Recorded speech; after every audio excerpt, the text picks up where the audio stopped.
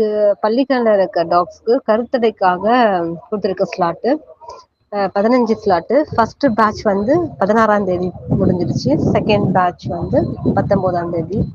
Third batch ஒன்று இருக்கு, 23rd ஒன்று இருக்கு. மொத்தம் 15 5 5ஆ பிரிச்சுட்டு இருக்கோம். இது எல்லாமே பாத்தீங்கன்னா அந்தந்த ஏரியால இருக்கிற ஃபீடர்ஸ் வந்து யாருமே டாக்ஸ்க்கு வந்து ஆப்ரேஷன் பண்றதுக்கு கிடையாது, கருத்தடை பண்றதுக்கு இல்லை, வெறும் சாப்பாடு மட்டும் தான் போடுறாங்க. இப்போ நாங்க வந்து அந்த மாதிரி ஏரியாவை கான்சென்ட்ரேட் பண்ணி டாக்ஸை பிடிக்கிறோம். இதுல பெரிய சவாலான விஷயம் என்னன்னா, நீங்க கருத்தடைக்கு உண்டான அந்த ஸ்லாட் மட்டும் வந்து பிமேட்ல கொடுக்குறாங்க. அதுக்கு ஹெல்ப் பண்றது வந்து சுதா முத்துவேல்றவங்க ஹெல்ப் பண்றாங்க. பிமேட் வந்து ஸ்லாட் தராங்க. ஆனா எங்களுக்கு வந்து டிரான்ஸ்போர்ட்டேஷன் வந்து ரொம்ப ரொம்ப எங்களுக்கு சேலஞ்சான விஷயமா இருக்கு. ஒவ்வொரு வாட்டியும் 3500 rupees கிட்ட கொடுக்க வேண்டியதா இருக்கு.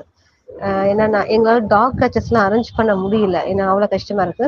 இப்போ டாக் கச்சஸ்லாம் அரேஞ்ச் பண்ணாம நான் அந்த வண்டியில வர டிரைவரும் நாங்களும் சேர்ந்து தான் அந்த டாக்ஸை பிடிக்கிறோம். ரொம்ப கஷ்டப்பட்டு, ஏன்னா அவங்க காம்பவுண்ட்ல குதிக்கிறாங்க, அப்படி பண்ணிட்டு இருக்கோம். எங்களுக்கு பெரிய சவால் வந்து இந்த டிரான்ஸ்போர்ட்டேஷன் மட்டும்தான். அதனால ப்ளீஸ் யாருனாச்சும் ஹெல்ப் பண்ண நினைக்கிறவங்க எங்களுக்கு வந்து இந்த மாதிரி டிரான்ஸ்போர்ட்டேஷனுக்கு கொஞ்சம் சப்போர்ட் பண்ணுங்க. அப்பதான் இன்னும் நிறைய ஏரியாவை கவர் பண்ண முடியும். நாங்க முடிஞ்சளவுக்கு நிறைய ஏரியா கவர் பண்றோம்.